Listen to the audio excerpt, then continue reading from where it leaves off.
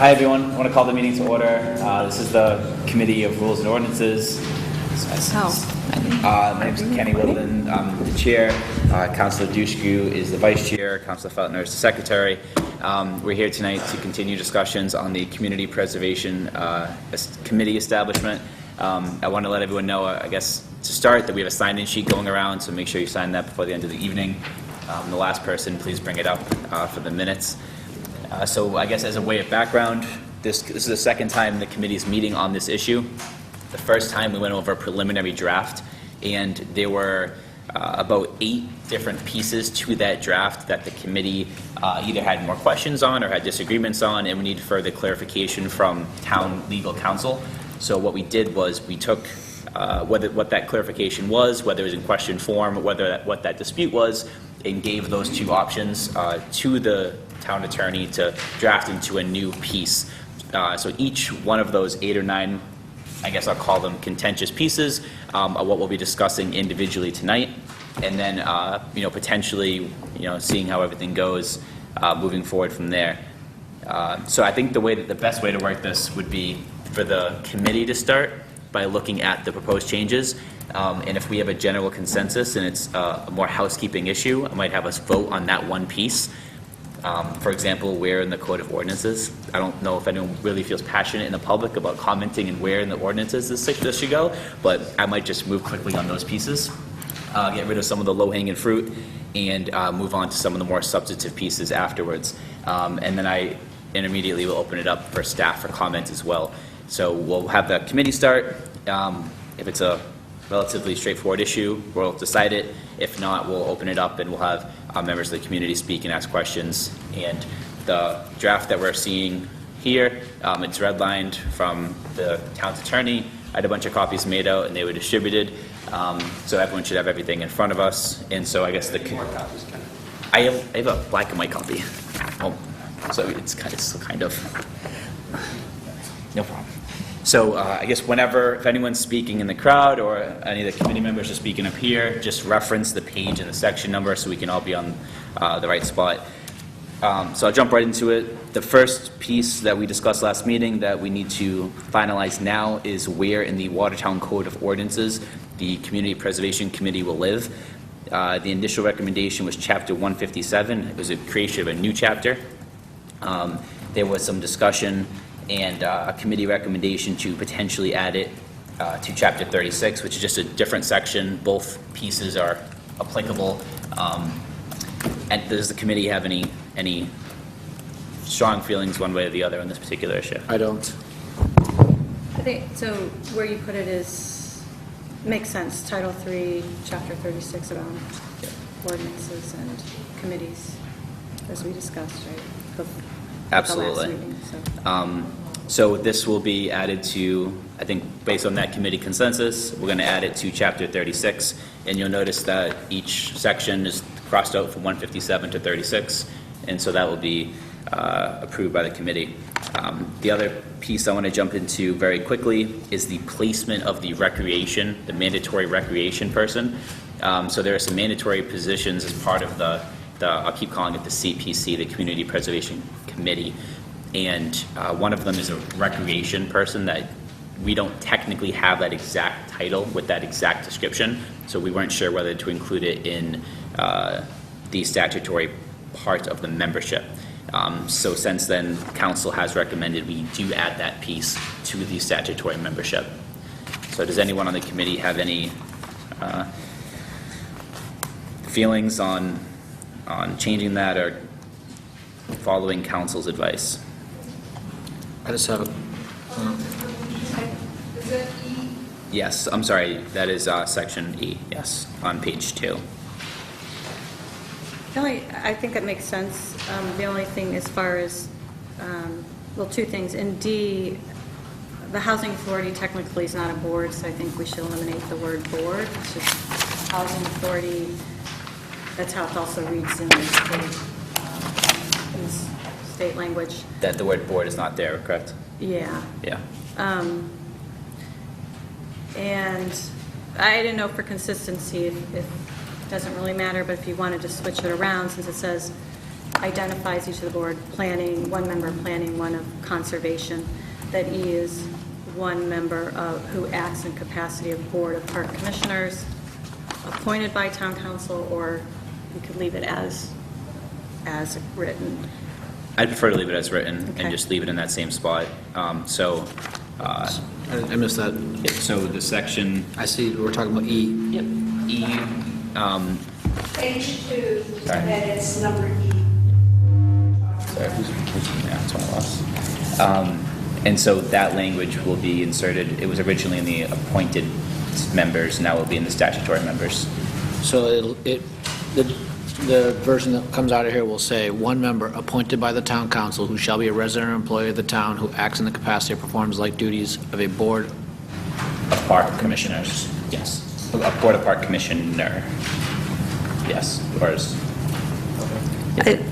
Well, I think that's the title in Chapter 45, the state Yeah. section, Board of Park Commissioners is the, if you're going to refer back to yep, we took them out, we listed, the chapter and section of the state language that it refers to, but when I checked Chapter 45, it said Board of Park Commissioners. perfect, I think it's fine that way. Yep, I mean, you don't have anything here with these others, and you have that one as being appointed by the town council. oh, I'm sorry, so that we'll talk about that issue in a second, but I guess that's part of the more general issue that's a later discussion. Thank you for pointing, yeah, no, sorry, thank you for pointing that out. Regarding that, though, the other 4 items in that list are all designated by its own body. Yes. So being that we don't have a park commission, we don't, somebody has to step in to do that. Yeah, So, which is an issue we'll be discussing in a Right, couple I minutes. understand that, Yeah. yeah. No, thank you for pointing that out, but, Just who's appointed. So if you go to the, as can maybe, the next, after any vacancy, where it says should listed statutories above no longer be in existence, whatever reason, sorry, the right. town council should appoint. Oh, I'm sorry, did I go out of order? Sorry, right. After Oh, E? yes. After Go E, from yes. vacancy to, there's a provision in the state language in all cities and towns that if one of these boards doesn't exist, how does that come into effect? Because Yeah. you have to have those 5. I guess we'll have that as part of the later discussion. Yeah, Yes, so just absolutely. Yeah. pointing out that Yeah. speaks, Great. okay. All right, so some of the other low-hanging fruit, I guess I wanted to dive into real quick. There was discussion, if everyone turns to the last page, sorry, just 1 second, where people wanted to add the language for duties, and it was council's recommendation that we did not need to add that additional language in. This is the very last page, is like 4 or 5 paragraphs there that are crossed out. My thought, and this is what we talked about, and this is what I talked about with legal counsel, is that it does sufficient justice to simply refer to the statute in question when you are making something in accordance with that statute. That way, if there's a change on the state level, we don't need to modify anything here. It's very straightforward with consistency purposes. So my recommendation is to follow legal counsel's advice and not include any of this to the duty section. And I wanted to get my committee's thoughts on that. I'll go I- first. I think I don't have the same, I'm looking what you emailed me somehow. Section 36.04, duties. Yeah, the last page there. Do you have that? I'm looking at what was emailed to me, it's not saying, but on that point, There, all that bold text. Yeah. it's just, okay, maybe yours Yeah, is red. yeah. Yeah, so it's fine, I mean, we don't have to have it in there. I thought it was helpful for the public or someone who's not acquainted with our ordinance, rather than having to refer back. But it is, not all of it is the same language is the only thing. For example, and again, we don't have to have it in there, but for people who may be interested in serving on the committee, I thought it could be helpful, as well as pointing out that even though it says in the statute that you're going to work with existing boards and committees and municipal employees, et cetera, that, you're also looking at the comprehensive plan and that. But again, that doesn't have to be in there. The one thing that we had added, I don't know if you want to include it, that's not in the state statute is, and published electronically on the town website. If you want to leave it that it only has to be in a newspaper, that's something for I mean, practice is to discussion. publish electronically anyway, whether it's in there or not, it's going to get published electronically. But, whether you want it in the Yeah. ordinance, so that, because I imagine that if you're end up serving on this committee, you're going to, through this process, you'll be familiarizing yourself with our ordinance as well as the CPA statutory language and understanding how all this works and what's required and what's expected. So that's why I thought it was helpful to include some of this. But you're right, in looking back, everything that's bold or in red, mine is in bold. I guess I didn't print in color, except for, or I didn't print in red, except for what I just mentioned. And also prior to making its final recommendations to town council on proposed CPA expenditures, the committee may choose to present draft recommendations to the town council.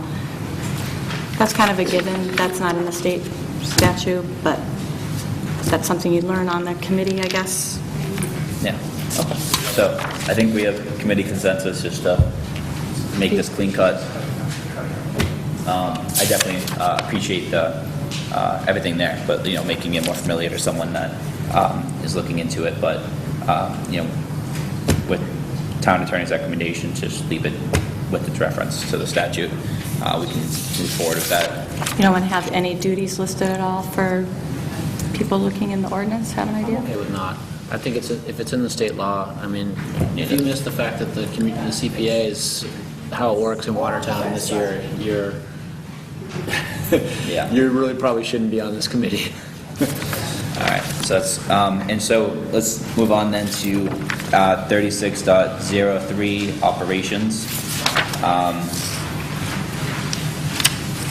The council, in part 4, council letter recommendation that part 4 now read, the committee shall report to the town council twice during each fiscal year and at any other times as may be requested. I'm fine with that language. Excuse, help me, Where please. are you paying?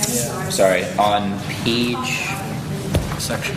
3, part 36.03 operations. Yeah, no problem. Number 4.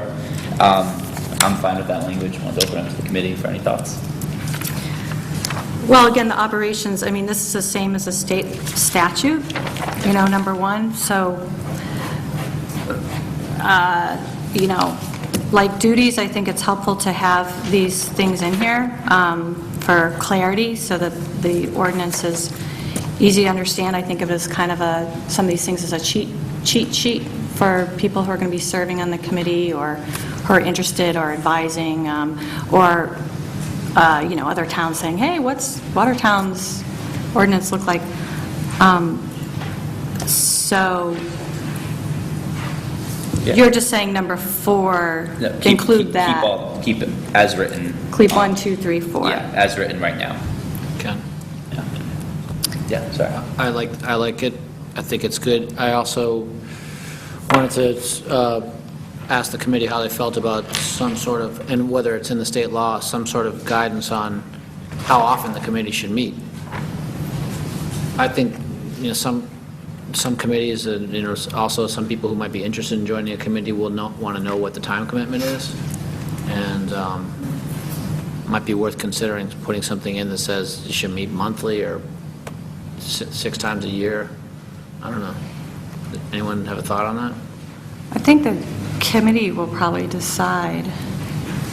Yeah, I don't want to bind them on anything. But will it be I mean- enough to really get good community input and make a good decision?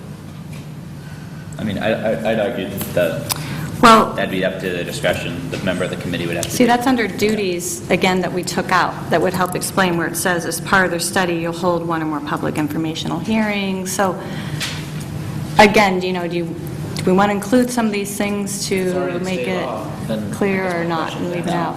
No, I don't think there's any. And when, requirement there. I agree with Ken, like, Just how any amount of often and meetings they when need to fulfill and satisfy their duties. Okay. the committee will decide. Yeah. The only thing is, I found this well, I don't find it confusing because I'm on town council, but to some people it says we recommend to the town manager because legally everything comes to town council and the council signs off on the expenditures and appropriations and stuff. But because the way we do things, things go to the town manager first and then... Where? So number 2, in each fiscal year, recommend to the town manager. I'm okay with that, I just felt like, people feel like that's clear, I mean, Sorry, Tom, yeah. Go ahead. Town charter requires. Yeah. Right. All boards, commissions, even Yeah. school committee has to make a recommendation to the town manager. right. No transfer of budget member can go in front of the town council without his putting it in front of the town council. So my recommendation Yeah. is this committee has to act the same. No, I wasn't saying we would act differently, I was just saying the wording, again, but people will be well familiar with our charter, right, who serve Always, on the absolutely. committee, and Yes. understand that, and we'll learn this as they serve, okay. Okay, so I guess Sounds good. so the operations section seems to be a general consensus among the committee. Moving on to the next page in section 36.05, the effective... Well, just number 3, though, is number 3 in the Yeah. operations. Did you have an additional comment? Well, Three. because 3 refers to membership, who's on the committee, and that's different. So we'll have So to we- come back to that if we Okay. disagree on what, yeah. Okay. That, But 4 and Yeah. 1, 2, and 4, Still okay. knocking out the low-hanging fruit. The next page, 36.05, the effective date. The committee felt to be necessary to have the appointing authorities have 60 days to make that initial designation or appointment. I'm fine with that.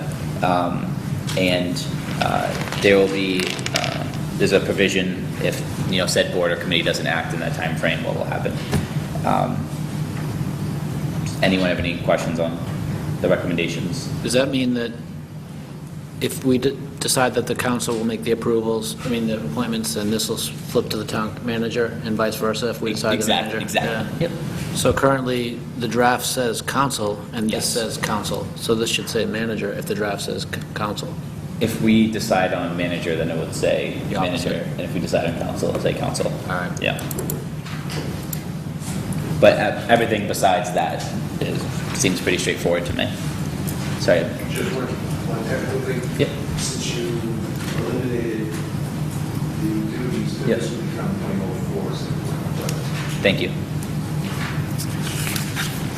Currently, the draft does say, well, we can go back to this after we have that discussion, but we wanted to be consistent with the draft. It should say manager here. The one that, this draft, latest draft has town council making all the appointments. Right, so then Yes. this should say manager, but we'll get to that, I guess. Well, No, it'd be the no, it council. said town council. Yeah, it's the same consistent throughout the document. Well, no, it wouldn't, because this is if the appointing authority fails to make the appointment. Oh, so it'd always be the town manager, even if the town council's making the appointed. Well, if it was the manager who was the appointed authority, and he didn't do it within 60 days, then this is where you would think that the town council would say, hey, manager, you didn't do it, we're going to do it for you. Oh, I think, I see what you're saying. This is for like if the ZBA doesn't do it. Like if the ZBA failed to appoint somebody, I'm sorry, the planning board. Oh. Yeah. Yeah, it's for them, not for, Okay, Yeah. so this is consistent with whatever the... Yeah, all right. exactly. My bad, all right, thank you. no, that's actually a good point. So we're not, it's not, the appointing authority is not the town manager or the town council, it's the, Exactly. each one of those Yes, boards. exactly, yeah. So there's potentially 2 appointing authorities Yeah, depending on what maybe we type should of clarify that. member. Normally, the town manager interviews people, puts them forth to the subcommittee. Yeah, so, well, You can go, the yeah, public can go to the hearing of the subcommittee, whoever the candidate is, they approve or disapprove or. Yeah. So we'll talk about that, And then yeah. the town council Yeah. votes yes. so we'll talk about that one second as a more general thing. So So, this is a different kind of a, yeah, so what Aaron's question was this provision, the effective date, talks about an appointing authority, and because there are two different kinds of members, there's potentially, based on, there's two different appropriating authorities. So if the ZB, or the planning board is appointing one of their own members to be part of the CPC, then, and they don't do it in time, this Okay, provision is just got it, saying, got what's gonna happen after that. So it's gonna be consistent with the rest of the document. Thanks. so Yeah. there's no provision for the appointed members, whether they be, Yes. whether they be appointed by Yes. the council or the manager, for someone to step in and say, Exactly, that is correct. should we Yeah. put something in for that? Is that what you were going to say? No, I was going to say, Mr. Chair, should following town council approve Yeah. each statutory appointed authority? Exactly, that makes things very clear, Yeah. yes. Then you know which one you're talking about, and if you fail Thank you. to appointed from the appointed part, then it's your problem. Exactly. So replace Thank you. any with each statutory? No, No, town just, council. just add, so now it will now read, following town council approval of this ordinance, each statutory appointing authority shall have 60 days. So you just have to add the word statutory Yes. to differentiate between the memberships, yes. So if you fail to do it, too bad. Yeah, that's on us. Okay, great, On that, Mayor, I would also Yeah. recommend put in the next sentence too, it should be Yes. statutory appointed authority. yes, make it clear. Well, what does that, where does that leave us for the non-statutory appointing authority being delinquent in their duties? There's a limit. Yeah, then that's. So that's that no on one us. can step in and, Who would step That happens in on with a other form? boards, right? Well, well, Who would step in on that situation? That'd be us stepping on ourselves. Or- manager. The town manager. well, we also have, that fifth statutory is by town council. Yeah, right, So- that's as it's written today, yeah. Okay, no, that's Okay. fine, as it is, that's good as it is right now. Adding the two statutory members just to differentiate the memberships. Perfect. Okay, So we, all right. yeah. I know I'm jumping around a little, but I'm just trying to get some of the low-hanging fruit, like I said, off the list. So I think that takes care of the majority. I'd like to turn everyone's attention to the third page, and it will be 36.02, Part 5, which is entitled Annual Election of Chair and Other Officers. And it reads, "The committee shall annually elect one of its members to serve as chairperson. It may elect such other officers, adopt procedural rules and regulations, and establish subcommittees as deems appropriate, provided, however, that nothing herein shall prevent the committee from reorganizing from time to time." So,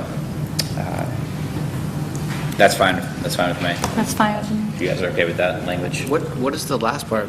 That nothing herein shall prevent the committee from reorganizing from time to time. Vinny brought it up last time. It's basically that there's a state statute that says that these types of committees are allowed to have their own rules and regulations. So it's my guess that we don't want to have the perception of overriding that ordinance, which allows committees the freedom to have some of their own procedural freedoms. And the lawyer saw this. Yeah, that's his recommendation on that language. All right. Yeah. Hey, we agree on that. Yeah. And at the section above it, removal, there's some additional language there. Now reading, any member of the committee may be removed by their respective designating or appointing authority for cause as determined by each such respective designating or appointing authority.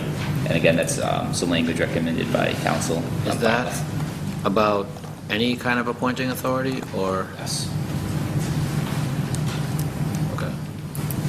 For the appointed ones, this one. Andrea, could you speak up? Sure, for the appointed ones, it would be the 4 or 5 appointed ones. Yeah. And for the designated ones, it would be the council, right? Yes, or the manager, whatever we decide. For how that. Yeah. Exactly. Planning board member would be removed for cause by the planning. Absolutely. Could I raise a question? Yes. One of the issues on one of the other committees committees in town was people were absent an awful lot, and they could, so the seat essentially was absent. Yeah. And I don't know if there are any rules around that the council has ever addressed that, but it did cause a lot of concern with members of that committee, so maybe that's something that has to be a rule across all committees.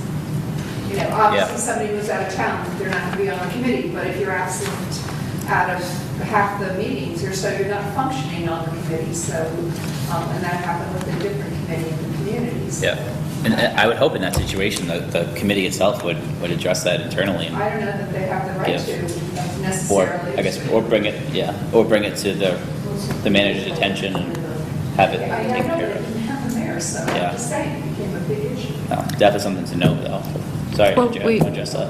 In the section you just talked about. Yeah. Creating established procedural rules that said you're absent for more than 50% of the meetings annually or whatever. Bye. Yeah. That's some text. Yeah. When this gets going, and then we'll be voting on expenditures. I have some text from Cambridge that references that. Yeah, that was in a, I think we've seen that in a couple of versions. I hate doing that stuff, though, Presumably, very they honestly. will adopt something that prevents that, but the committee Yeah. does not want to pass language like that, but perhaps on one of the next, we're going to consider when you should be on the committee. Yeah. I guess I'm more of a default guy and give it to the discretion and best judgment of the committee whether they're going to move forward with any disciplinary action for whatever reason they deem fit to move forward. Well, on the other hand, if you want to be, But we could be here Clear all day or and make a thorough. million provisions as to what's going to well, disqualify. no, we had, Yeah. we had No, language no, there isn't. that said, Yeah. if any committee member misses half or more of the scheduled meetings of the committee during any calendar year, the absences shall be reviewed by the committee chair, and the chair shall recommend appropriate action to the designated appointing authority. Where do you read that? That was That was on a different draft Yeah. But from before, when we didn't get to, the last meeting, we didn't Yeah. get to talk about actual language to, But it's provisions like that open up Pandora's box. It's literally, we could do 20 meetings on just things that will disqualify someone from participating that aren't, they have bad moral turpitude and they do all these things, they get a misdemeanor or something. Like, there's a million things we can do for that. We just leave it very broad, leave it to the discretion of the committee to interpret as it happens.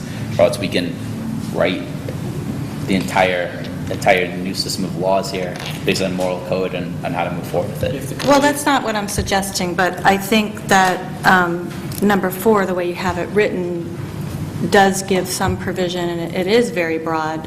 You could be more specific, and it doesn't get bogged down, but I'm fine with keeping it broad if you want. No, Yes. The town council can always amend an ordinance anyway, if Sure. you see a problem. True. So moving on, the section before that is just the terms of the statutory and appointed members, and it just staggers them, which is fine. I don't think there's any issues there. Any committee members have any issues there? Does it? Well, the only problem is that there are 10 people, there are 10 members if you add it up instead of 9. So basically, what happens, you'd probably, by having when it says the third member and the town employee, that puts it over to 10. So I have a little chart if you want. And so on Yeah. page 2 and number 3 under Yep. term, Yeah. let me, 2 years. because I added it up Sure. several times to double check. There's one extra, Exactly, yeah. Yeah. So we can just take out one of the residents from year 1? You would end up Yeah. taking out of year 1 if you wanted, unless you, Good I catch. mean, the only thing I was wondering, and I didn't have time to think through, if there was any input maybe from staff, people See what more you're saying. familiar with the boards, Yeah, they do apply. as far as, like, what category is initially 1 year, or 2 years, or 3 years, practically speaking, how our boards work and the makeup, but I don't know if, personally, it doesn't matter to me what gets 1 year, and 2 years, or 3 years, but if there was thinking about why we picked planning board as 1 year instead of 2 years, things like that. I think he probably just did them in the order they're listed. Yeah, planning, conservation, historical housing. So that was Yeah, that's the one exactly thing what he did. I didn't really have time Yeah. to think through. No, they're not. Yeah, good catch. I was just looking at that same thing too. I'm sure that's what they meant by the appointed statutory member. Yeah, that's the Yeah. parks. So yeah. I have that written in there. Where do you want to throw that one? That's, So- in year 3, it says the appointed statutory member. I'm pretty sure that's where they meant the parks recreation person. So we can just Yeah. substitute that language out. Right, but Lisa's right, you have one person. Yeah, in there. so we can just take out one of the residents from year 1, because then that makes resident for the 3 years, which is what every other stat. You want to reword that appointed statutory member to the recreation? Exactly. Well, it should be, yeah, statutory parks commission. Yeah. Why does it say the third resident member? Because isn't it the fourth resident member by then? I don't understand the word third on line 5. Yeah, that would have been the 4th. So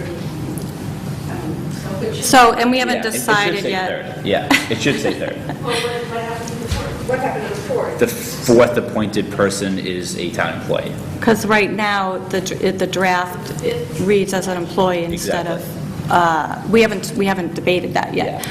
but it reads as appointed as an employee. Exactly. So if we decided that it was going to be Right. a resident, then we could then it would just flow that way. Right. This would get automatically changed. Yeah. Yeah. Okay, so you're doing something different than the way the statute's written. With your Ye- fourth. in- With, in- this is how everyone kind of, they delineate them down so that each, Because it yeah. most of those 4 residents. Right, Yeah, the way a lot it's of written people right do that, now yes, is 3. Yes, exactly, yeah. Right. Sorry, yes, Tom. It may be easier to read that the 1 year you're making the 2 residents 1 resident. Yes, exactly. And then the next thing you have, in the 2 years you have for 1 resident. I think what you should probably do in the 3 years, instead of the 3rd resident, you should also say 1 resident number. That's fine. You're right, I think that makes it more clear. Just do it like that. 1, 1, 1. One remaining. Yeah. It's the same thing, 1, 1, 1, 1, that way. I like that, it's consistent. Seems like we have consensus on that issue.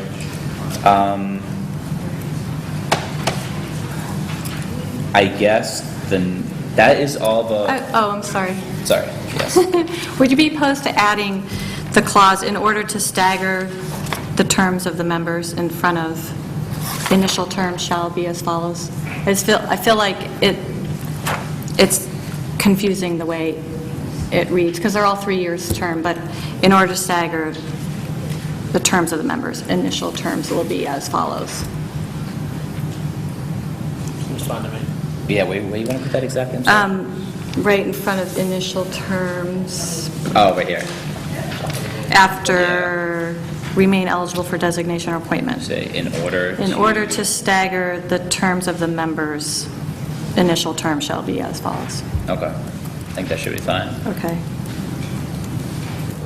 Okay, so I think that's all the procedural pieces, and just kind of as a summary, the parts that we added will change slightly depending on how the committee decides to move forward with the way that the appointed members are selected, or whether that we do 4 residents or 3 residents and a town employee. So are there any questions on the procedural pieces that we just went over before we move forward to more of the substantive pieces? Yes, sir. I guess just how would it be determined if, for a resident, to use election terms, if they're gonna decide to be in the 1-year spot, the 2-year spot, or the 3-year spot? Like, are you like, Arbitrarily, okay. Yeah. All right. yeah. Sorry, Michelle. I don't know if I missed Pointed this, in order. but Yeah. I was trying to read. On page 2, it Yes. states the terms, and then again on page 3, it's redundant for the statutory members.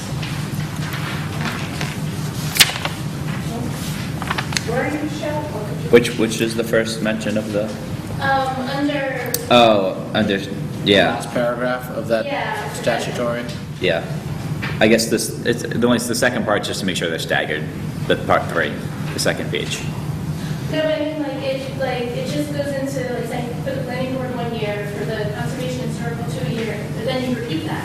Oh. Same Yeah, I see what you're saying. and it doesn't Yeah. include the reference to the parks guy that we talked, person that we talked about. On the, We have to fix well, that, that's too. because Wait.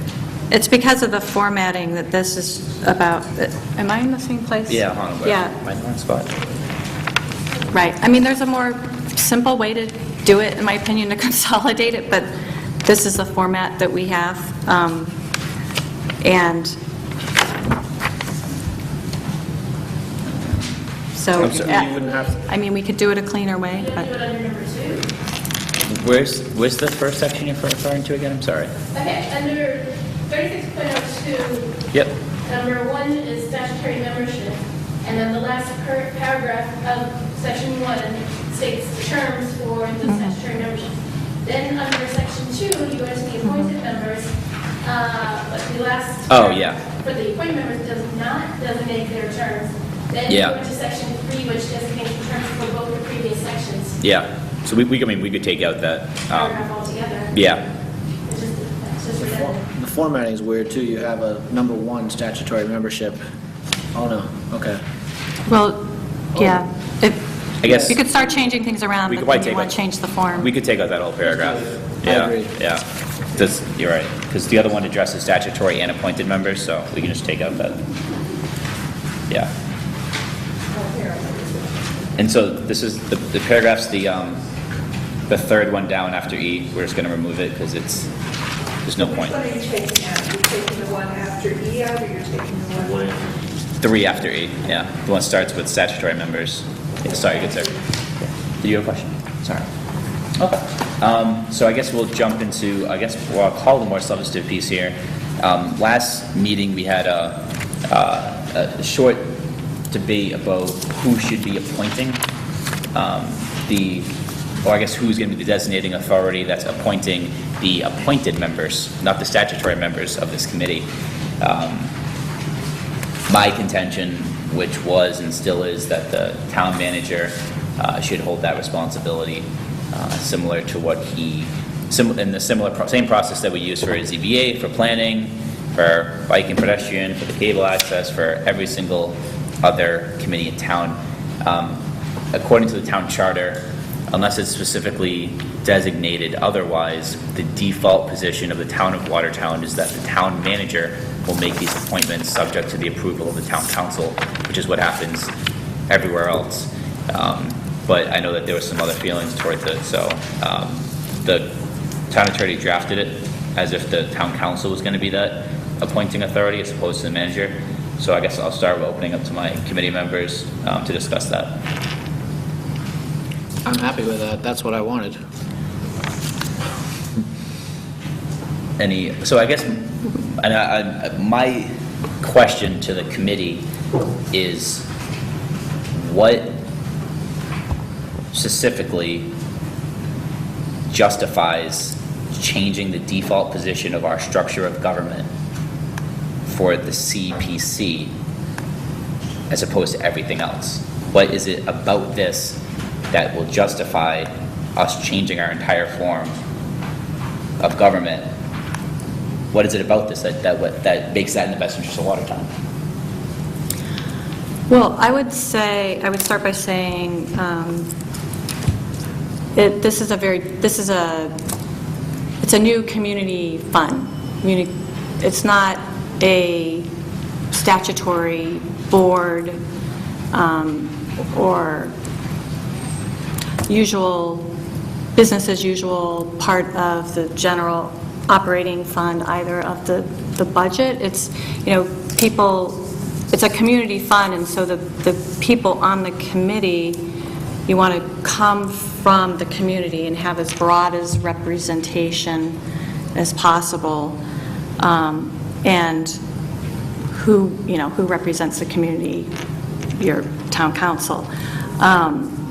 And when you look at other cities and towns where this is happening, that's where they get the best projects, because the idea is that, people didn't vote for a surcharge tax to have another committee come and say, well, yeah, sure, but the community's not going to have a say in this. The mayor or the town manager or one person's going to appoint this, and it's just going to go in a pot, and we don't know where the money goes, and the town already has their priorities of how they want to spend this money. This is just a way to get more money going around Prop 2.5. That's not the spirit of the CPA. It's community endeavor, community funds, so all the, on the one end, you have the community input, working with the existing commissions, boards, other appointees, and then your outcome is all, reviewed by the town manager, by, council signs off on everything. It's not like this committee gets their, it's not a rogue committee that goes off and decides in a vacuum projects that, wouldn't make sense, in other words. It's, but the idea is that's how you get the most creative and broad input. Hopefully you have way more ideas than you can use and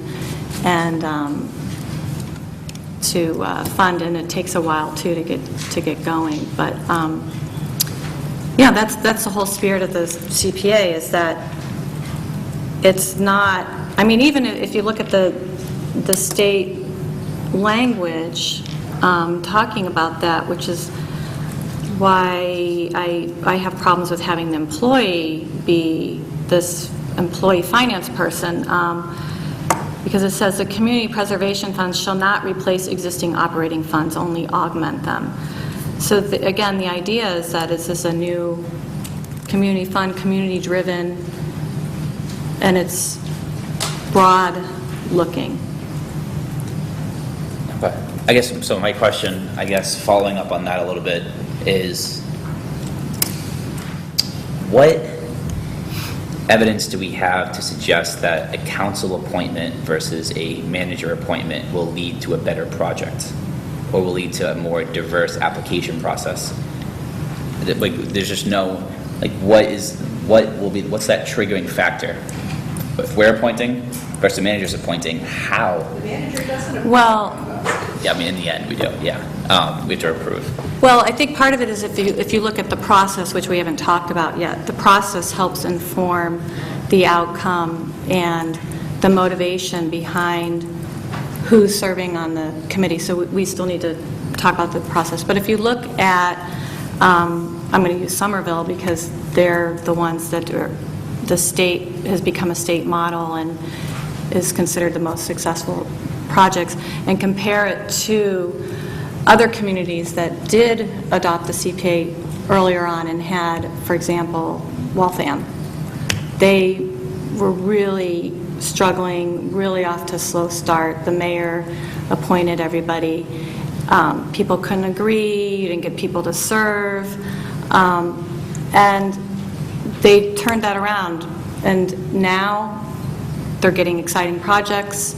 Again, it comes from the community. There's that, people are excited about serving. They have the trust that, oh, yeah, it's the community working together, the representatives. And it's not that, I'm not suggesting that town council goes out and recruits people either. So again, I think we need to talk about the process of how that's informed. But if you look at Newton and other towns where it's been successful, there's also examples of the other extreme. I mean, even Boston's struggling with this, where the town council, what I'm hearing some people are afraid of, the political appointees are being too controlling on the other end of wanting to specifically put names forward, and that kind of control, if you will. Like Malden is really a fiasco. It's kind of sad. They've gotten so extreme to where it's like, well, wards 1 and 3 will be appointed on odd years, and 2 and 4 will be on even years, and it just gets so bogged down. So, again, the more open you are to the community and the more diverse it comes from all places that serve on the committee, I guess I'm still just, better for I'm your still projects. having a lot of trouble connecting the dots. Like, how does the council appointing equal more diversity? Like, does that mean, is it the opinion of that position that somehow if the council does the appointing, then we'll get more applicants, which is the leader from how it's more diverse, or we'll get better applicants, and why is that true when we have very good applicants and we have very good running boards and commissions as they exist today through the process? Like, I'm missing it. Like, I'm missing this Yeah. step of how, like, there's literally, what specifically in this process, the council, what very specifically is the council appointing going to do that the town manager's appointing cannot do? Well, I think maybe if you think it more in terms of approval than appointing, where people apply, put their names forward, and, again, there's different ways to do it, different processes. I brought some examples from Somerville because they're so successful.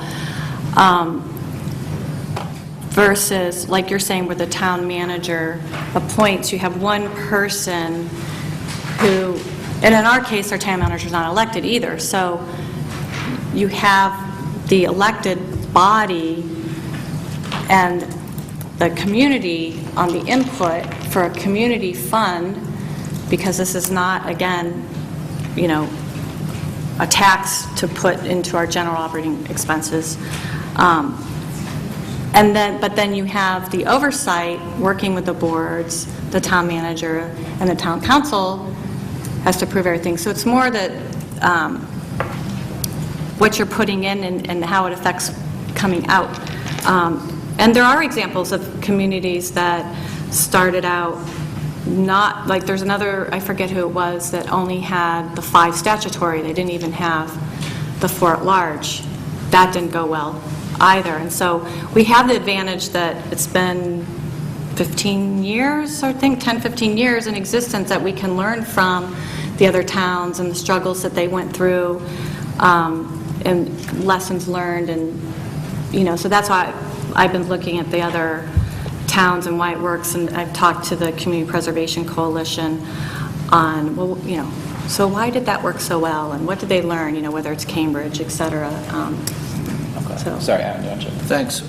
Well, the first question you asked was what do we have to believe that we would do a better job than the manager, in so many words, right? Yeah. First, I don't think we have anything to believe that the manager would do a better job than us. So I don't think we really need to, the burden of proof isn't necessarily on us for that, because actually the charter does allow for us through ordinance to change the way that works. I guess my question is, but the default position is the manager doing it, so I'm saying, what's the justification from deviating from the default? Well, that's... So that does shift the burden to you? That kind of is the argument, though, that's not really the default. That's just what kind of the status quo has been. And it says in the charter that it's I gotta give a little pushback here. It says that unless otherwise, the manager is going to move forward. So, Right, so this is default- otherwise. Exactly, so you have to justify an otherwise. All right. In my mind, you have to justify an otherwise. Well, for me, Which the justification gives you the burden, in my mind. all right, fine. Yeah. Call me burdened.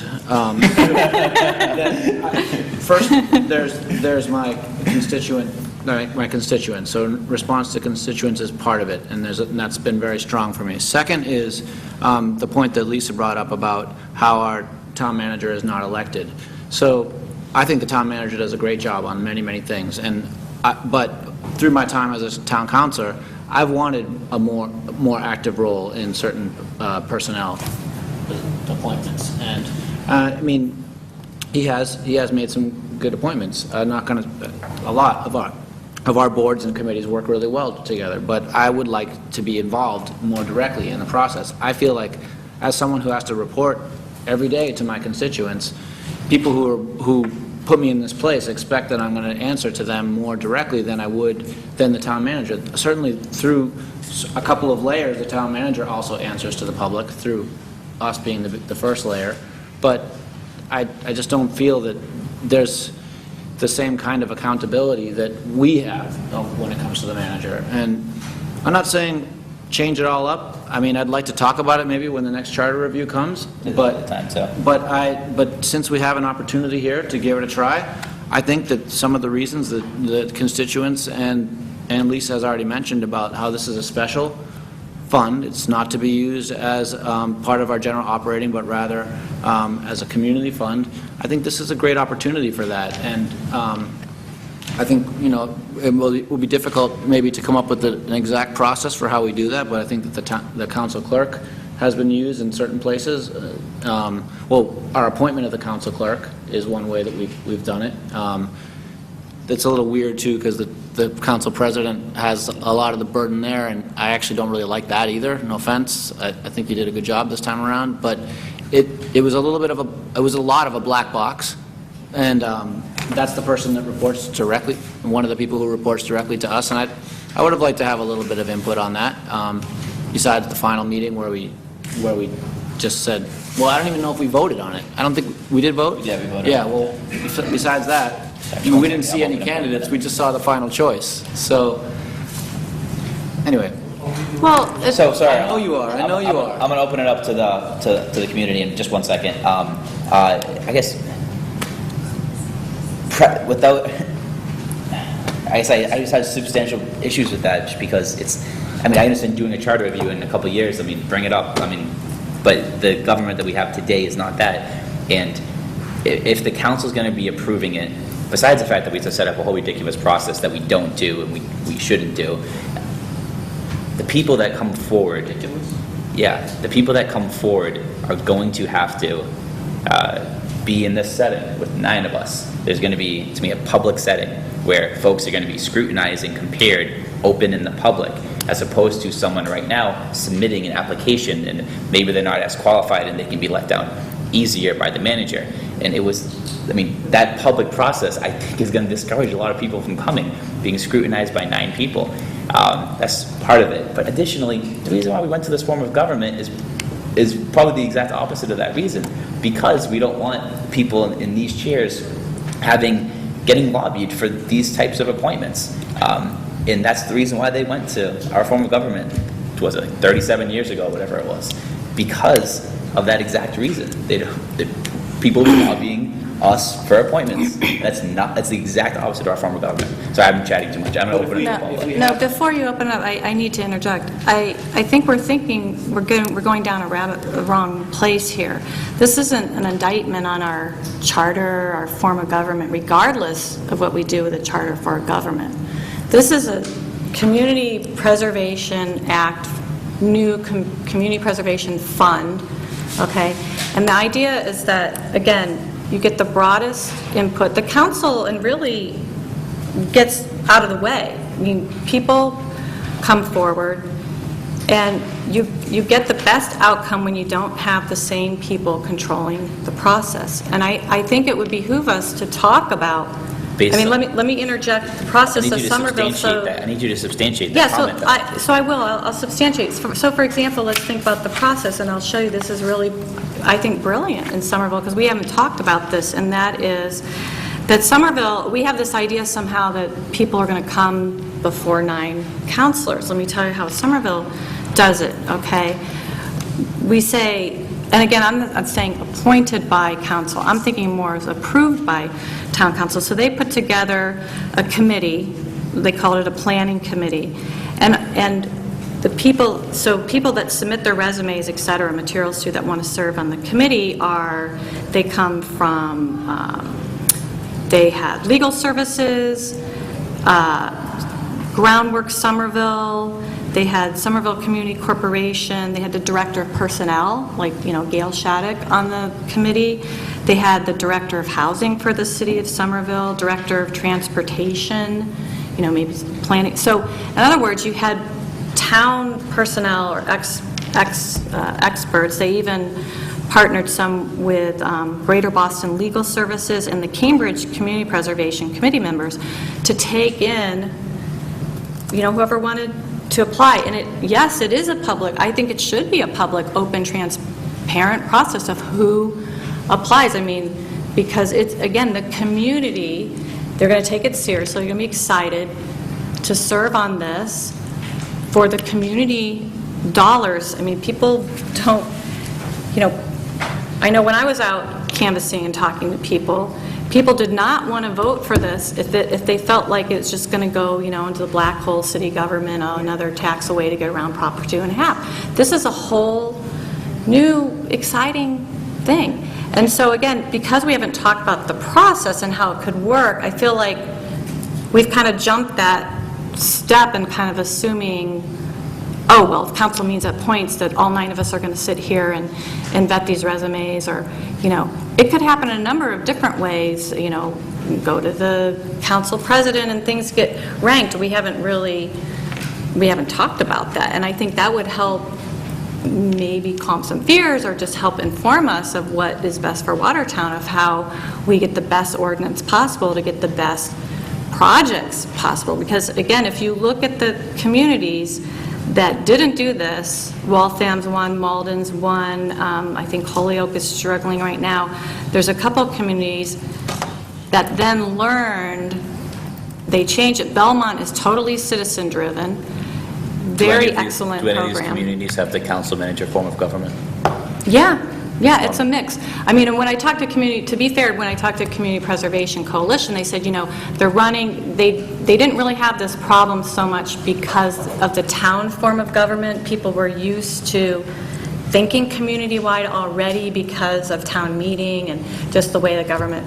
Now that more cities have adopted the CPA, and given that we're kind of a hybrid, we're a city but we don't have a mayor, in people's minds, it maybe is a little harder to get their mind around how the community would work with that. But So it really, you I get the gotta- best projects. All right, let me open up to sorry, Brian, I'll start over here. Thank you. Yeah. Sorry, do you want to come up to the mics? It's being recorded, so I think you probably Oh, wouldn't it be is able to being hear over recorded. here. Yeah. Yeah. You missed your chance to get on TV a couple times. My name is Brian Weinkoop. I live at 46 Rosedale Road. I'm going to use actually like direct quotes that I just heard. Quote unquote, the council gets out of the way and the community will make the decisions outside of the government. So to skip ahead, based on that, would you then be against the council having final approval on these projects?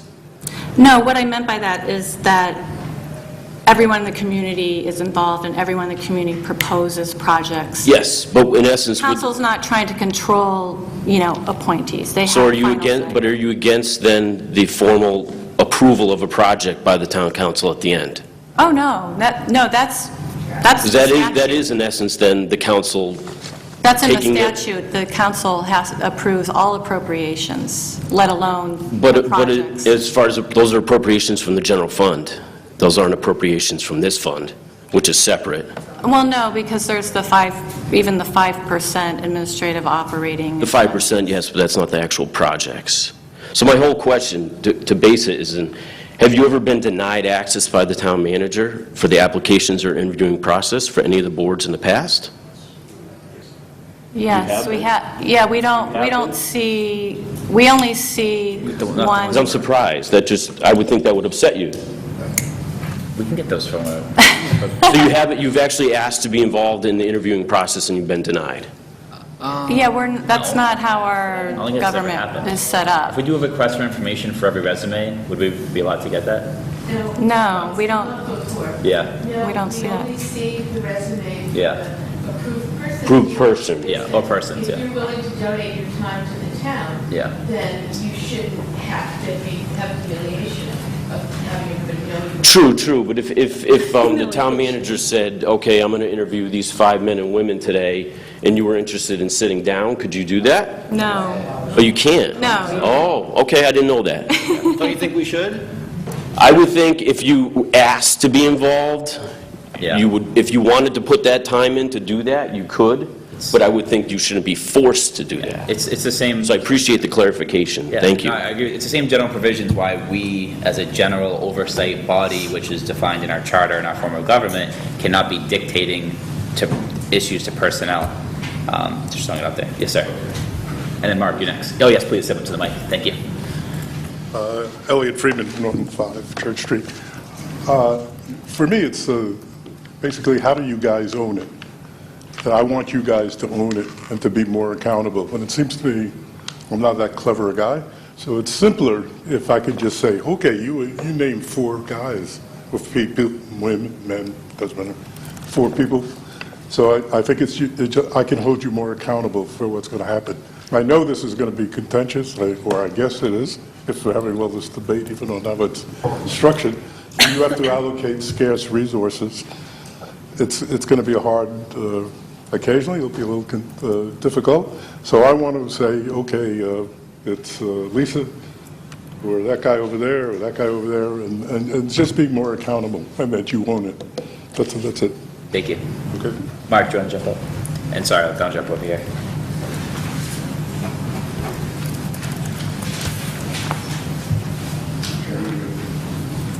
Just to bring up a few points, Mark Sedaris. The way this is written, well, let me just go back. The way we do it now is the town manager interviews, recommends to the town council, goes to subcommittee for another interview. Then that subcommittee says yay or nay. The way this is written, the concern I have right off the top of the bat is we're leaving the recommendation to 3 people on a subcommittee. That's a major concern of mine, and that I will not be supporting something to that effect. To Councilor Feltner's idea of creating something different, I would be open to that. Me too. But, you know, I want to caution that we're doing the same thing that we would be doing if the manager was appointing and making the recommendation. We're telling the 3 people on the subcommittee, whoever they are, that they would be making a recommendation. So that's a concern. So I think we need to talk through, well, I think I can justify that you need to come to the whole council. Yeah, I'm just saying So that it's a little bit there different. are other ways that we need to look at this besides just having a 3-person members of the council making this recommendation. So I just want to, Councilor Feltner's idea of maybe forming some type of a different committee to make a recommendation, maybe then it goes to the Committee on Economic Development for further, but I think we need to talk about I know I'm going to make more work for everybody here, but I have a real concern putting this in the hands of just 3 of a 9-member council making a recommendation. Can I comment? Sorry, just hold it, and I'm going to get to some folks over here, because I've been ignoring this entire left side for public comment, sorry. I mostly agree with that, just to say. But Good night, everybody. Patrick Fairbairn. My job tonight is just to read you a general statement that represents the thought and the feelings of a group of people who, as you know, from very early on, helped evolve the concept of bringing the CPA to Watertown. So here we are. It's a great feeling. It felt very alone a year and a half, 2 years ago, and now, thanks to yourselves, who were among the earliest supporters of CPA adoption, we are rolling up our sleeves and rolling out the words. This is just a report to help set the context for further discussion tonight and further deliberations among yourselves and the public as we see fit in the future. This may sound a little anachronistic because the text was developed without benefit of reference to your latest effort tonight, which is certainly moving in the right direction. On the 20th of March 2017, the Rules and Ordinances Committee of the Town Council held its first session to discuss the drafting of the Watertown Community Preservation Ordinance. The principal concern was procedural, how to appoint the 4 non-statutory committee members. Traditionally, most appointments to town committees and boards have been made by the town manager and approved by the Town Council. Those of us at the core of the CPA adoption movement in town have noted the extraordinary nature of the proposed Community Preservation Committee and recommended that its appointment procedure for the 4 at-large members be treated in a non-traditional way, i.e. that these members be appointed by the Town Council. Why the Town Council? The CPC... Item 1. The CPC is unlike the town's other appointed bodies. It will represent a broad spectrum of public interests as opposed to one specific area of concern and comes with its own administrative budget. Item. The CPA was a community-driven initiative resulting from a widespread grassroots citizen campaign that mustered a majority town vote in favor of its creation. Item. The CPC, Community Preservation committee should reflect the community theme that is central to the CPA and should strike a balance between the representatives on the town committees and the qualified residents. Those community those community residents should be selected by the body closest to the community, that being the elected town council. Item, the CPA fund is a community fund for specific community projects that can be recommended by organizations, a group of residents, or a town department. The town council is also the only body that cannot suggest a project to be funded by the CPA, and thus will not be looking to fill the CPC with individuals who support specific projects. Item, to the objection that cronyism might play a part in the selection, if the selection process were to involve our councillors, we propose the creation of explicit criteria by which individuals would be nominated and a process for selection created by the town council president that is transparent. What are the important criteria for a candidate? Item, Watertown residents. Item, a demonstrable interest in community service. Item, experience in Watertown's community affairs. Item, preferably interest and experience in open space, outdoor recreation, historic preservation, or affordable housing. Item, additional professional expertise in community development, project management, finance, real estate, law, and architecture. Item, freedom from all other town government commitments, e.g. as employees, appointees, or elected officials, during their respective terms of service on the Community Preservation Committee. It should be noted that only the first year selection would require approval of all 4 members at once. The reappointment schedule would thereafter be phased to stagger each member's term of service. Creation of a Community Preservation Committee in Watertown is not without precedent statewide. Over 160 communities present that number of individual stories to tell. One general lesson appears to be that the 4 non-statutory members are essential to an effective Community Preservation Committee, providing balance between the 5 appointees of administrative origins and the creativity and innovative zeal that private citizens can bring to the process. Waltham's experience is a case in point. Appointments initially passed top-down through the mayor for implementation by individuals who did not have strong connections to the community and the activist movement that had brought the CPA to town. CPA implementation lagged. It was only when the City Council got involved directly in the recruitment and appointment process for the 4 non-statutory members that the Waltham Community Preservation Committee really took off and got some great things done, e.g. acquisition of the Fernald property. Among neighbour communities, Somerville and Newton are considered to have exemplary systems that fully engage the potential of those 4 appointees to be chosen from outside the existing administrative structure. Each municipality has its own stories to tell. Each story should also be seen, like any legislative exercise, as a work in progress. The CPA allows for changes along a course that naturally includes an element of trial and error. Our Watertown CPA movement has submitted to the Rules and Ordinances Committee a draft ordinance that seeks to flesh out the one presented by that committee for public discussion last month. And indeed, I see the fruits of that developing on the skeleton. In doing so, we make our ordinance relatively self-explanatory. We incorporate some of the CPA text verbatim or in paraphrase. We also include provisions from the text of other town ordinances that have proven effective and potentially useful to Watertown. We see our drafting effort as a contribution to the final product. Inevitably, there remain some differences to discuss, hence the meeting tonight and others yet to come. Please accept these thoughts in the spirit in which they arose. Concern for promoting and sustaining our community's quality of life for all residents. We will continue to follow the Town Council's deliberations on this draft ordinance with close interest and further commentary in hopes of a timely outcome. Once our Community Preservation Ordinance is ratified, we who laid its foundation can stand back at last and welcome in another shift to start the building. Thank you. Thank you. Sorry. Yes, ma'am. Secretary. Thank you.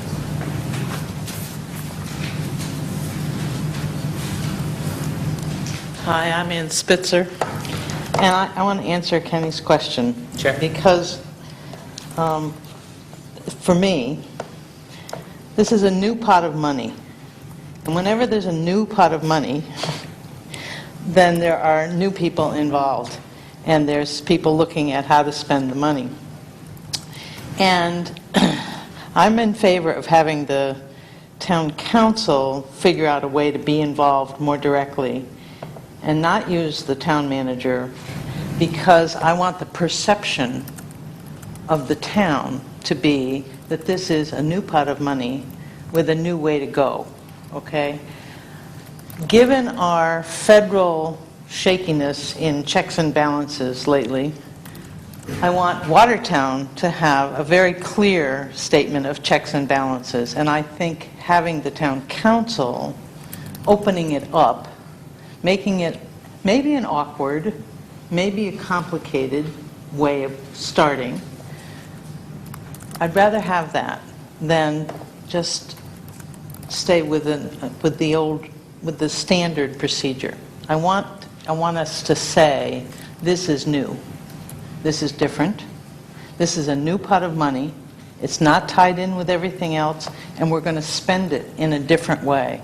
We're going to spend it on things that the town has not spent money on before. And I think changing the procedure helps with that message. Thank you. Thank you. Susan, thank you for waiting patiently. So thank you for being so patient over there. You should have seen the last meeting.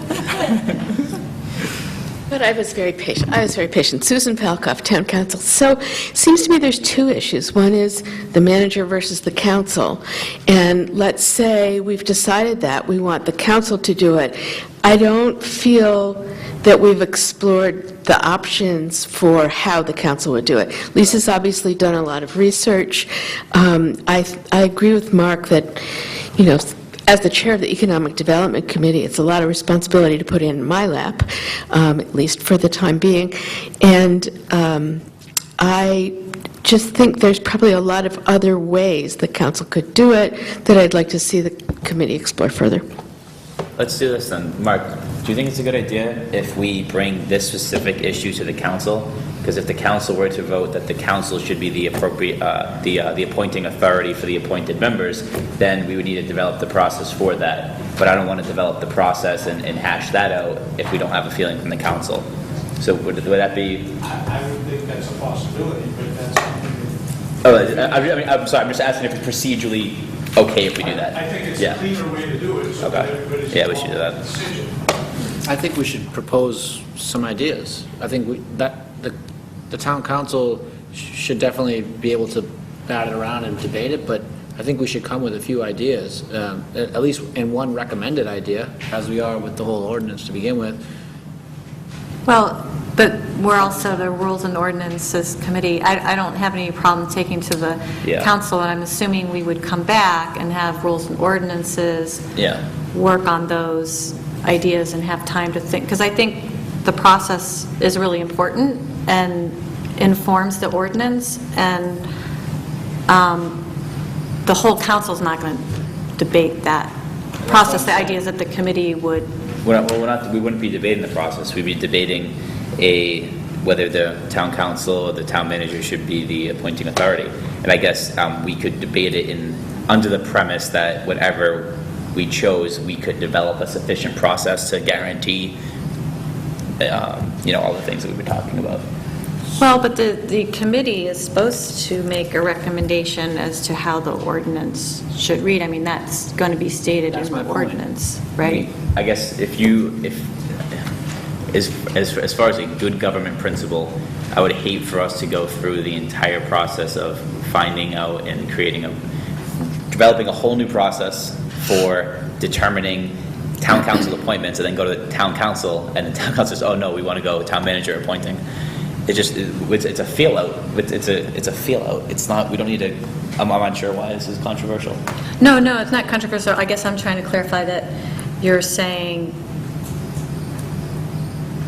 I mean, are you saying we wouldn't bring a draft of the ordinance that No. says this, you just want a point of Exactly. vote on the council weighing in.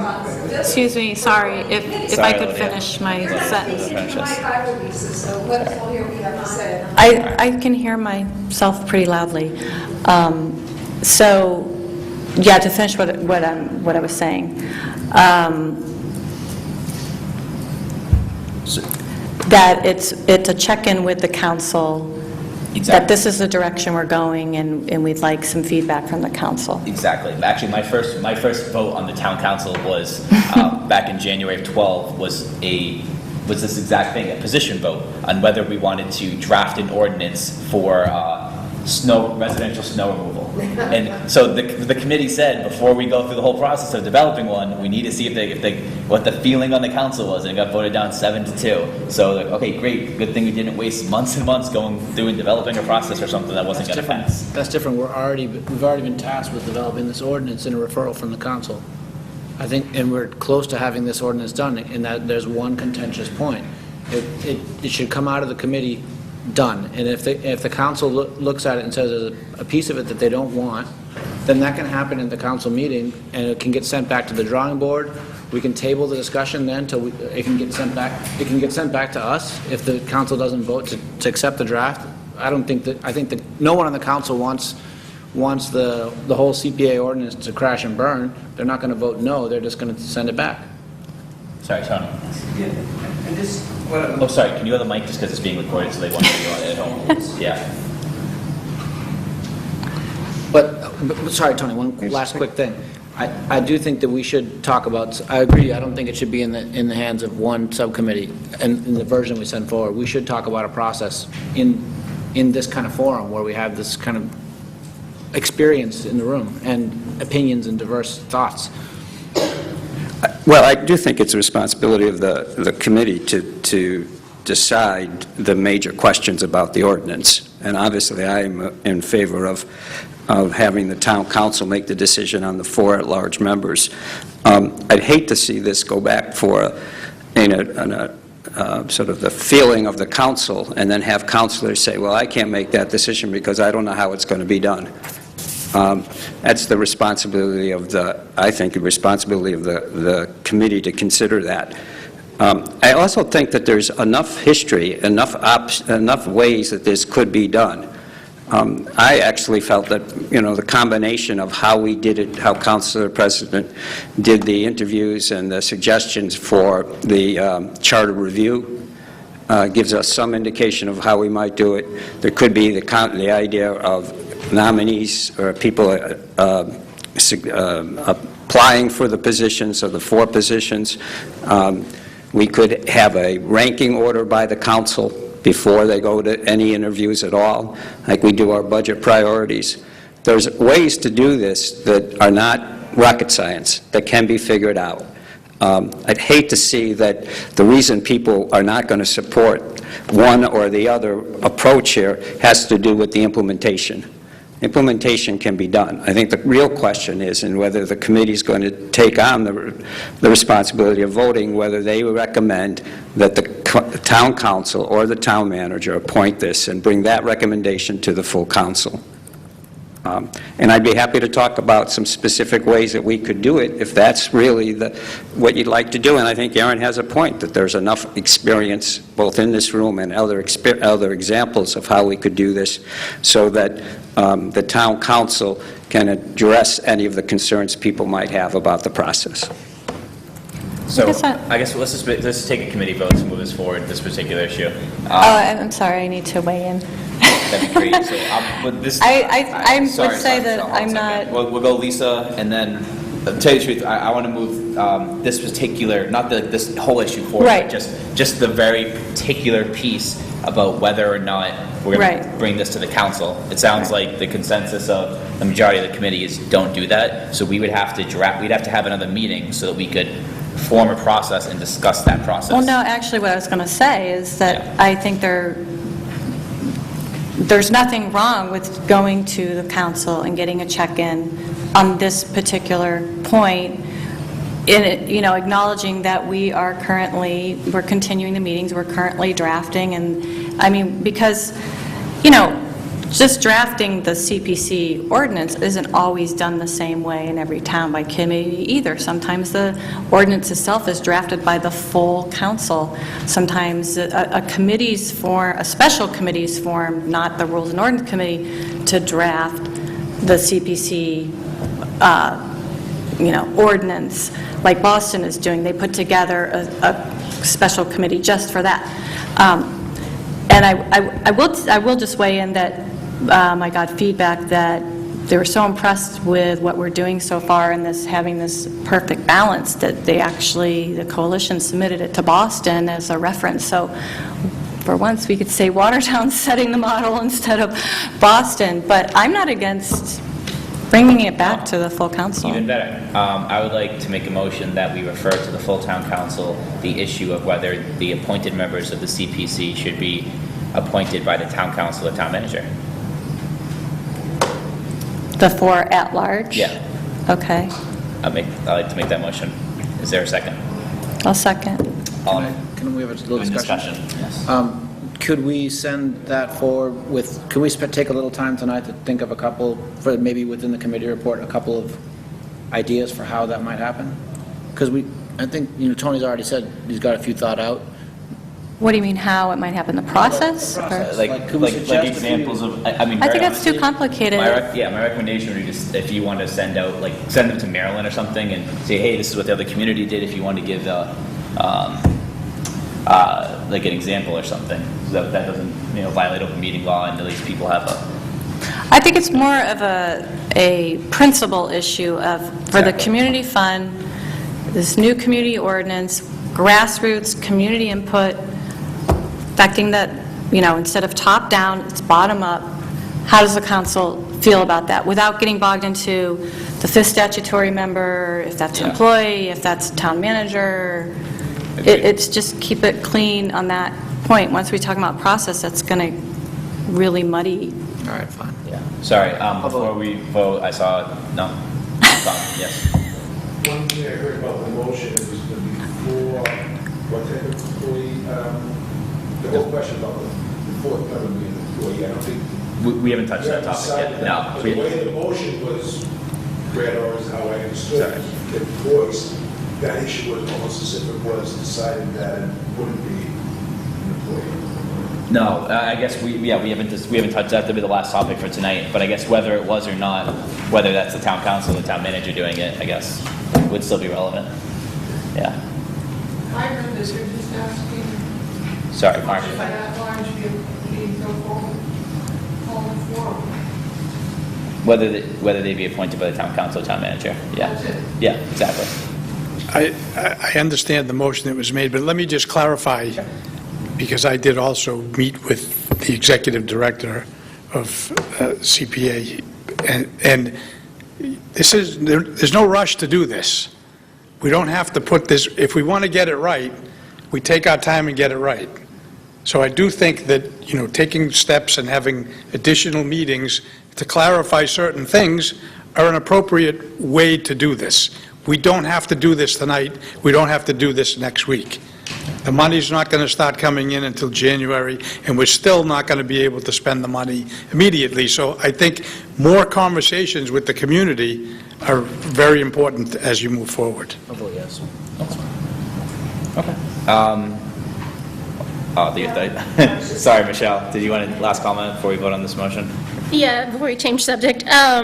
So, Michelle Kokenauer.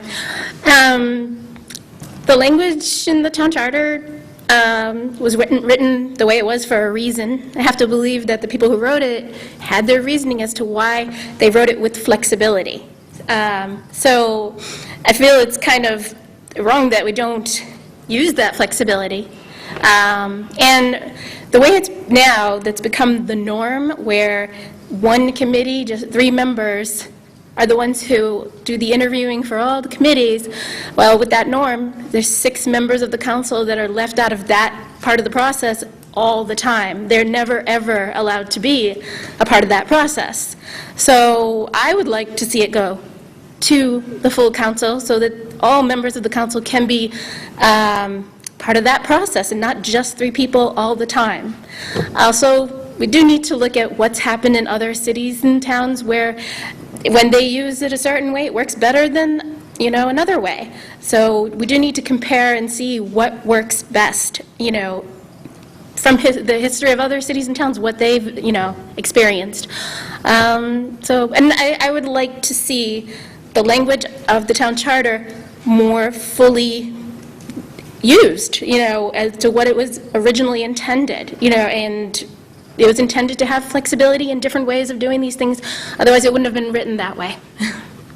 Thank you. Yeah. Sorry, Susan, last comment, and then we're gonna... Sorry. And then I am being a perfect gentleman here, man. You are. You're the You chair, are. and I'm trying to respect you. You are. There's been interruptions Being all over. so patient. I try to say something, I get You cut off. must have learned patience from me. you're a gentleman and a scholar. Just getting So- impatient. I'm being interrupted constantly, and I can't make a point. Do you want to, I will yield if... It's not even the most enlightened point that I've ever thought of. It's just, I think that we need to respect the chair's role in calling on people, and we haven't been doing that tonight. So, everybody. Susan, we're going to start with you. Thank you. I forgot what I was going to say.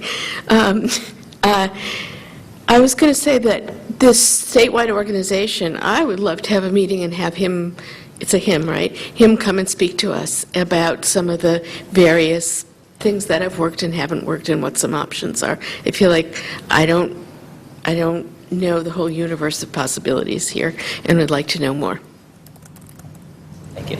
So we have a motion and a second. All those in favor? Well, sorry, Sorry, I before. have a friendly amendment. I don't know, I would feel more comfortable if they said appointed by the town manager or approved by town council. I feel like if you say appointed by town council, that gives the impression somehow that We're making the selection. we're making the selection and we've already decided the process, and we haven't decided the process. So just, I think that wording of, Well, because we're always approving in the end anyway. well, we're confirming. Or that could be clarified verbally at Well, do you wanna- the, Written down, so I need help. or it could be clarified when you Sure. introduce it We'd at like the to- full council, I what guess that means. We'll refer to it by section. We'll just say, recommend that the full town council opine upon section 36.02, section 2, appointed membership, whether such membership should be the purview of the town council or town manager. How's that? That sounds better. Yeah, let's do that. Yes, Ann? I just said if that leaves it open-ended, for you to say there's two methods. Exactly. Direct appointment or something along the lines of what Councilman Feltner's talking about. But you're even not sure which way is the right way. Well, we have a text that currently says the town Yeah. council, so that's what we're asking for them That's to right. say yes or no on. But That is the sounds right, town yeah. council all nine of you, or will you use the subcommittee of it? It's the town council. So Yeah, it it doesn't- don't leaves matter. you open during the trial balloon to say, and what do you guys think? Or is this even a good path? Or should we stop now and go back to what we usually do? Or do you want us to explore that path and see where it goes? Exactly, yes, I think the town council will be able to debate this issue and come up with a conclusion based on that recommendation. Yes, Tony? So as the town council, I want to know what are you bringing to Want me to read it again? hold on? We're going to decide whether the town council, the town manager should be appointing the members of the CPC. Appointing the members of the city. Yeah. Is this yes or no? Right. Just getting some feedback from the full council. I'm sure someone will make a motion to one way or the other, and whether that gets defeated or approved, we'll make the determination. Okay, thank you. Yeah. Well, we do have a draft, the most current draft says the town council. Yes. So that's basically what we'll be asking. If it has to be a yes or no question, it would be a yes to keep with it what it is, and no to say no. I guess I just I think it's the red house and the house is red. I think either way, when it comes to the same conclusion. we'll figure it out, yeah. Yeah. So, So that's an amended motion. And then it'll still come back to rules and Yes, ordinances. it'll come back to us regardless. So is there a second to the amended motion? I don't, I amended it, so I one think, version here. Can I read it? Yeah, it's the amended one. Do you want to do Yeah, it? second the amended. All those in favor? aye. do you guys want to wait until after we get that feedback before we talk about the last, what I see as the last outstanding issue, and that's whether